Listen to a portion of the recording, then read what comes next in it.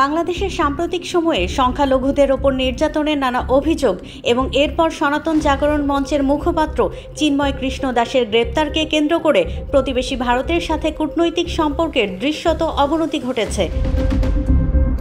এর জের ধরে বাংলাদেশ ও ভারতের মধ্যে পাল্টাপাল্টি বিবৃতি, সামাজিক মাধ্যমে পতাকা অবমাননার ছবি প্রচার সহ ভারত ও বাংলাদেশে পরস্পর বিরোধী আগ্রাসী প্রচারণা, কলকাতায় বাংলাদেশ উপ হাইকমিশনের সামনে বিক্ষোভ এবং বাংলাদেশের বিভিন্ন জায়গায় সংখ্যালঘু কিংবা তাদের উপাসনালয়ে ভাঙচুর হুমকির অভিযোগ উঠে আসছে। সংখ্যালঘু সম্প্রদায়ের নেতৃত্বস্থানীয় কোনো ব্যক্তি এবং বিশ্লেষকদের কেউ প্রশ্ন তুলতে শুরু করেছেন যে বাংলাদেশের সংখ্যালঘুদের নিয়ে এসব ঘটনা ঘটছে তা অভ্যন্তরীণ ও কূটনৈতিকভাবে সরকার ঠিকভাবে সামাল দিতে পারছে কিনা। সরকার কি পদক্ষেপ নিতে পারত কিংবা পরিস্থিতি সামাল দিতে যথাযথ পদক্ষেপ না নেওয়া হলে তার প্রভাব কেমন হবে, অর্থাৎ ভবিষ্যতে কেমন পরিস্থিতির উদ্ভব হতে পারে, সেসব আলোচনাও শুরু হয়েছে। যদিও জাতিসংঘের সংখ্যালঘু বিষয়ক ফোরামে বাংলাদেশ বলেছে বাংলাদেশে সংখ্যালঘুদের ওপর নির্যাতন নিয়ে মিথ্যা তথ্য ছড়ানো হচ্ছে এবং দেশের সংখ্যালঘুদের ওপর পদ্ধতিগত কোনো হামলার ঘটনা ঘটেনি। ভারতের পররাষ্ট্রমন্ত্রী এস জয়শঙ্কর দেশটির পার্লামেন্টে বলেছেন সংখ্যালঘুদের মন্দির ও ধর্মীয় স্থানগুলোতে হামলার খবর পাওয়া গেছে, ঘটনাগুলো গুরুত্বের সঙ্গে নিয়েছে ভারত। এ নিয়ে বাংলাদেশ সরকারের কাছে উদ্বেগ জানানো হয়েছে। বাংলাদেশ সরকারের উপদেষ্টা আসিফ নজরুল তার ফেসবুক পাতায় সংখ্যালঘু বিষয়ে ভারতের অবস্থানকে দ্বিচারিতা আখ্যায়িত করে এর নিন্দা করেছেন। বাংলাদেশের হিন্দু সম্প্রদায়ের নেতৃস্থানীয় এক ব্যক্তি বলেছেন, স্বাধীনতার পর থেকেই বাংলাদেশের সংখ্যালঘু সম্প্রদায় বিভিন্ন সময়ে আক্রমণের শিকার হয়েছে এবং প্রতিটি সরকারের আমলেই ধারাবাহিকভাবে তা চলে আসছে। এবার জুলাইয়ের শুরু থেকেই দেশের নানা জায়গায় বিচ্ছিন্ন কিছু ঘটনা ঘটছিল, যা এখনও চলছে। তবে দুর্গাপূজার সময় ব্যাপক উদ্বেগ তৈরি হলেও রাষ্ট্র তা সামাল দিয়েছে। চট্টগ্রামে আইনজীবী হত্যার পরেও রাষ্ট্র ও সরকার পরিস্থিতির অবনতি ঠেকাতে পেরেছে, অর্থাৎ সরকার চাইলে এটি সম্ভব, কিন্তু সব ক্ষেত্রে তা হচ্ছে না। গণ আন্দোলনের মুখে 5ই আগস্ট শেখ হাসিনা সরকারের পতনের পর 8ই আগস্ট অন্তর্বর্তী সরকার গঠন হয়েছিল। সরকারবিহীন এই 3 দিনে দেশের বিভিন্ন স্থানের সংখ্যালঘু সম্প্রদায় ও তাদের বিভিন্ন স্থাপনার উপর হামলার অভিযোগ উঠেছে। সে সময় সরকারের দিক থেকে কেউ বলার চেষ্টা করেছেন যে সংখ্যালঘুদের মধ্যে যারা বিগত আওয়ামী লীগ সরকার কিংবা দলের সঙ্গে সম্পৃক্ত ছিল তারা কেউ আক্রান্ত হয়েছেন, তবে সংখ্যালঘু বলে কেউ আক্রমণের শিকার হননি। যদিও ওই সময়ের মধ্যে অন্তত 29টি জেলায় সংখ্যালঘু সম্প্রদায়ের বাড়িঘর, ব্যবসা প্রতিষ্ঠান ও উপাসনালয়ে ভাঙচুর ও লুটপাটের অভিযোগ করেছিল হিন্দু, বৌদ্ধ, খ্রিস্টান ঐক্য পরিষদ। পরে বৈষম্য বিরোধী ছাত্র আন্দোলনের ব্যানারেও সংখ্যালঘুদের ওপর হামলা ও ভাঙচুরের নিন্দা জানিয়ে মানববন্ধন ও প্রতিবাদ মিছিল করা হয় ঢাকা বিশ্ববিদ্যালয়ে।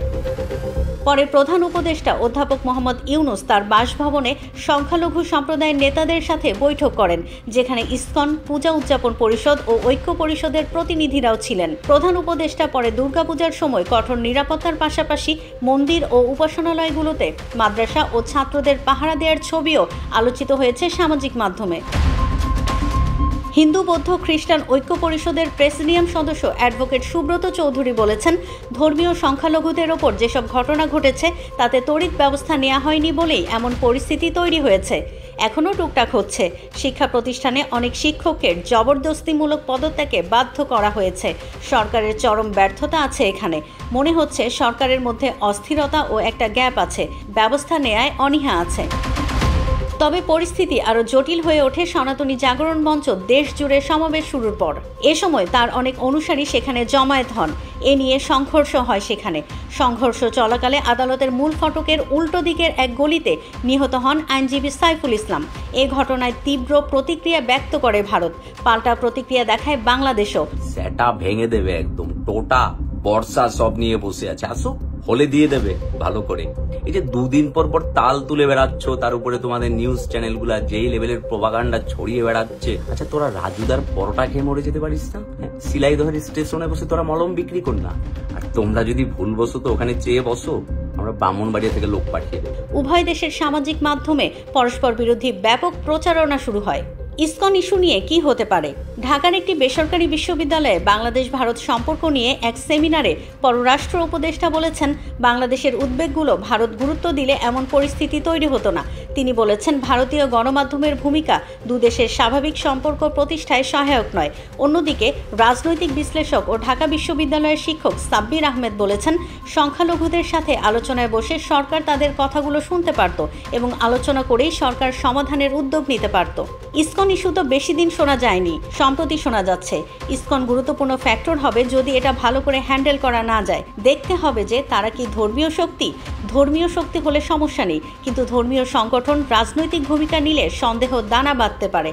তিনি বলেন, ভারতের বিজেপি হিন্দুত্ববাদী দল এবং সে কারণেই তারা বারবার কথা বলবে। তবে দেখতে হবে এটাকে কেন্দ্র করে ভারতের সাথে সম্পর্ক যেন তলানিতে না যায়। এই ইস্যুতে ভারতের সাথে সম্পর্ক নষ্ট হলে আমরাই বেশি ক্ষতিগ্রস্ত হব।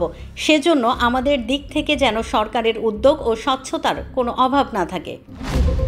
ঢাকা বিশ্ববিদ্যালয়ের আইনের শিক্ষক হাফিজুর রহমান কার্জন বলেছেন, সরকারের দিক থেকে ঘাটতি ছিল বলেই সংখ্যালঘুদের মন্দির ও বাড়িঘরে কিছু হামলার ঘটনা ঘটেছে। কোনো গোষ্ঠী দায়িত্বহীনভাবে সাম্প্রদায়িকতা ছড়িয়েছে বাংলাদেশ ও ভারতে।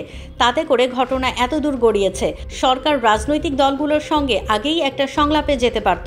ইসকনকে নিষিদ্ধের কথা আগে থেকেই বলা হচ্ছিল, কিন্তু সরকারের দিক থেকে যতটা দায়িত্বশীল বক্তব্য আসা দরকার ছিল তা হয়নি।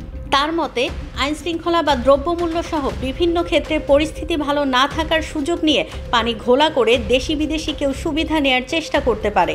বাংলাদেশে সাম্প্রদায়িক সম্প্রীতি না থাকলে পরিস্থিতি ঘোলাটে হবে। সেটি হলে যারা সুবিধা পাবে তাদের কেউই শুভ শক্তি না, বলছিলেন তিনি।